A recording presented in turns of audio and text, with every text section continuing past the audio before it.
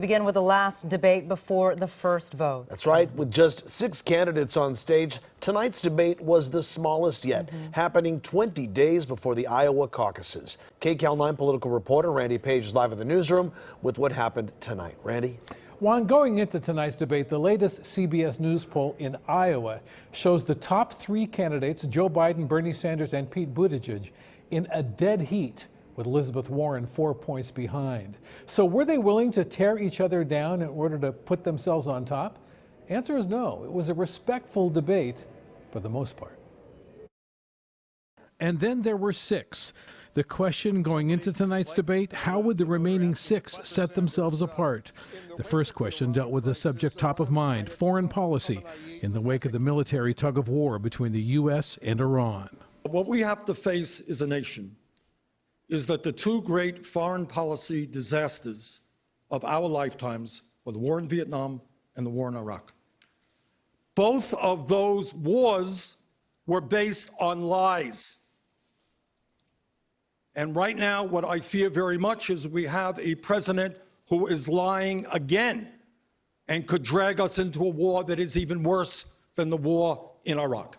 We can continue to remain engaged without having an endless commitment of ground troops. But what's going on right now is the president's actually sending more. The very president who said he was going to end endless war, who pretended to have been against the war in Iraq all along, but we know that's not true. So I would say to you this, an outside perspective, looking at this and actually dealing with the problems as they are, is what we're looking for now. There was a humorous moment when Joe Biden was asked about Donald Trump's so-called love affair with North Korean dictator Kim Jong-un. I would not meet with the, quote, supreme leader who said, Joe Biden is a rabid dog. He should be beaten to death with a stick. I count that. Other than that, you like him. Other than that, I like him, and he Until now, Bernie Sanders and Elizabeth Warren have avoided being critical of each other. Tonight, Senator Sanders was asked if he made a comment back in 2018 that a woman won't be elected as president. Well, as a matter of fact, I didn't say it. And I don't want to waste a whole lot of time on this because this is what Donald Trump and maybe some of the media want. You're saying that you never told Senator Warren that a woman could not win the election. That is correct. What did you think when Senator Sanders told you a woman could not win the election? I disagreed. Bernie is my friend, and I am not here to try to fight with Bernie. Can a woman beat Donald Trump? Look at the men on this stage. Collectively, they have lost 10 elections. The only people on this stage who have won every single election that they've been in are the women, Amy and me.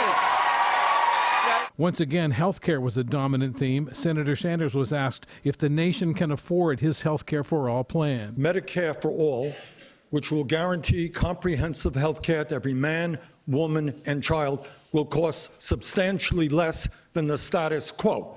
I think we need to be candid with voters. I think we have to tell them what we're going to do and what it's going to cost. And a 4% tax on income over $24,000 doesn't even come close to paying for between 30 and some estimates as high as $40 trillion over 10 years. I've got a plan to expand health care, but let's keep in mind, when we come to a general election, we Democrats may argue among each other about the best way to do health care, but we're going to be up against a Republican incumbent who has cut health care for millions of people and is still trying to do that. I'll take our side of the argument any day. We're going to beat him on this. Pete Buttigieg was asked about his plan, which would require everyone to buy in. The system doesn't work if there are free riders. What I'm offering is a choice. You don't have to be in my plan if there's another plan that you would rather keep. And there's no need to kick Americans off the plans that they want in order to deliver health care for all. Each candidate was given 1 minute for a closing statement. Here is some of what they had to say. I am prepared to take on Mr. Trump on the debate stage and take him down on the economy. If you are tired of the extremes in our politics and the noise and the nonsense, you have a home with me. I see this as our moment in history, our moment when no one is left on the sidelines, our moment when we understand that it comes to us to decide the future of this country, our moment when we build the movement to make real change. This is the moment when we have got to think big, not small.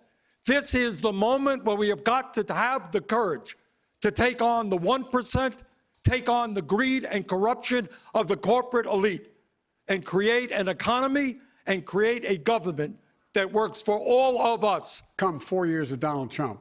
But 8 years of Donald Trump will be an absolute disaster and fundamentally change this nation. We have to restore America's soul, as I've said from the moment I announced. It is in jeopardy under this President of the United States. So who won and who lost? Well, you'll have to wait 3 weeks for that answer when the first voters render their verdict in the Iowa caucuses. Back to you.